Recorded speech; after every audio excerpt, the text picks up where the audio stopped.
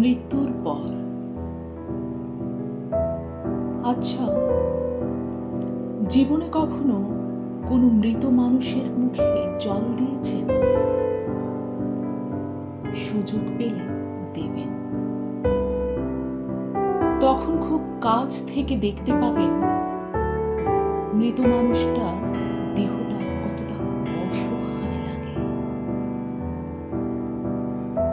সুযোগ পেলে কখনো কখনো রাতে দেহটাকে পাহারা দেবেন।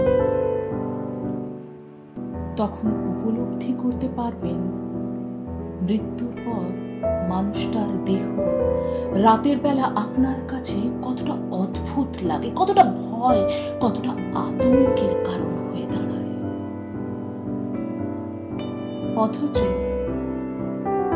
অথচ এই শরীরটাই আপনার প্রিয় ছিল, আপনও ছিল। সুযোগ পেলে মানুষটাকে মৃত্যুর পর হলেও ছুঁয়ে থাকবেন কিছুক্ষণ।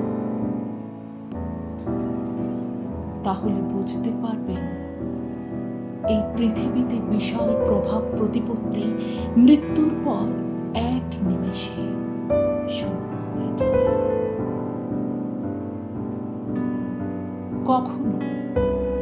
কখনো যদি সুযোগ হয় আপনার প্রিয়জনের মৃতদেহটা দাহ করার বা কবরে দেওয়ার আগে শেষবারের মতো তার মুখটা ভালো করে দেখার চেষ্টা করবেন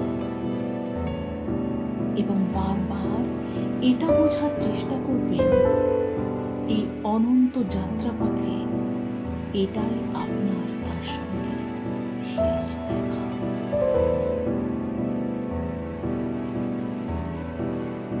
সুযোগ পেলে কখনো একা হবেন, একা।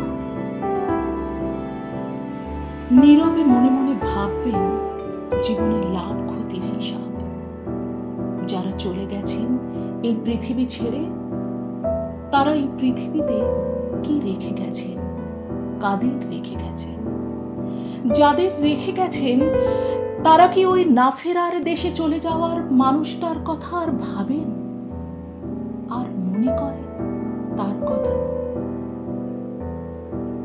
আমাদের জীবনটা বড় অদ্ভুত, বৈচিত্র্যময়।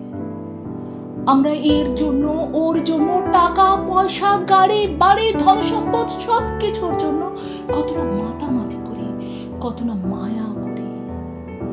কি করে আরো বেশি ধন সম্পদ অর্জন করব, আরো চাই, আমাদের আরো আরো, এই নিয়ে মত্ত থাকি। অথচ আমরা একবার মৃত্যুর কথা ভাবি না।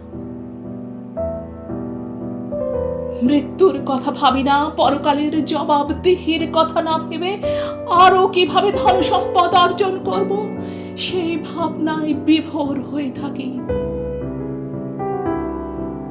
হায় হায় রে জীবন,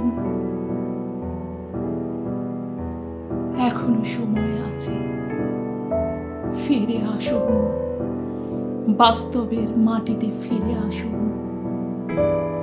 বাঁচুন, প্রিয়জনের সঙ্গে একটু বেশি